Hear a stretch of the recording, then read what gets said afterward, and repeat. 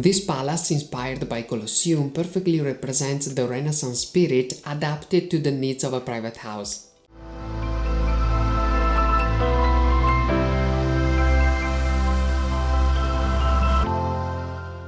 Hi everyone and welcome back to Exploring Art. This is Alessandro. In the previous video, here the link if you missed it, but remember to subscribe so you can watch all the episodes of the series, we learned a lot about one of the most amazing Renaissance architecture.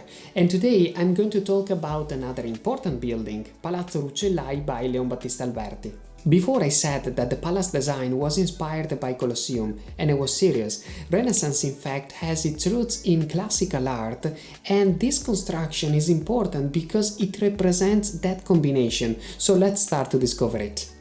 Once again we are in Florence, the birthday place of Renaissance art, and it's not a coincidence that so many artists were in that city free to use their genius and skills. Battista Alberti was one of them. He's often considered just an architect, but actually he was also an Italian Renaissance humanist author, artist, poet, linguist, philosopher, and cryptographer. So, a man of remarkable culture and a perfect example of man of his time. I mean, a man with big knowledge, able to read the past, integrating it in the present needs and tastes. The ideal humanist.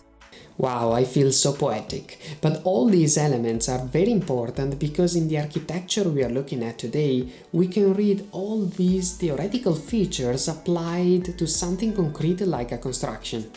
This is a private palace of one of the richest families in Florence, Rucellai. It was a wealthy merchant family, and in 1446 Battista Alberti was asked to design a new residence suitable for their needs, but at the same time with a unique style. Alberti reached the goals designing a facade that influenced all the following buildings. The facade is divided into 3 tiers, clearly separated by elegant entablatures that cut the rusticated stone that gives a sense of strength to the entire building. This is true in particular on the first level, where the stone blocks are larger and there are small square windows and square portals.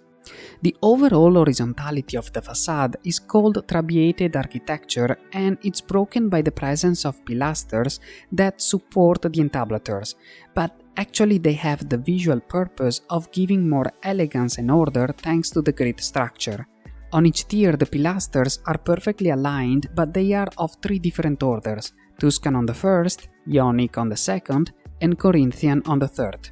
This is a clear reference to the Colosseum. The Roman amphitheater is divided into tiers, and like the engaged columns on the Colosseum, the pilasters of Palazzo Rucellai have a decorative purpose rather than structural support.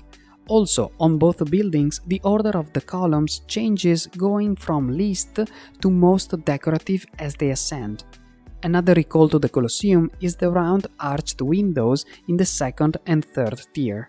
The arches, bigger windows, and the use of smaller stones make the upper levels visually lighter, in contrast to the ground floor.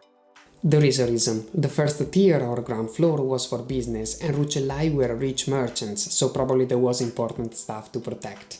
The second, called Piano Nobile, was instead the main formal reception floor, and the third the private family and sleeping quarters. Above the third we can see an elegant cornice and then the roof, right? Well, actually there is a 4th hidden story under the roof, pretty dark because almost without windows. Guess who lived there? The servants, of course. Now probably you understand better what I meant when I said that Alberti was able to read the past, integrating it in the present needs and tastes. In his architecture we can find this beautiful combination that made him one of the best Renaissance architects, able to influence his contemporaries and the next generations. We're going to discover more about Renaissance soon, but from the next video we're going to start a new series about a still mysterious art topic. So don't forget to subscribe. Thanks for watching. Ciao!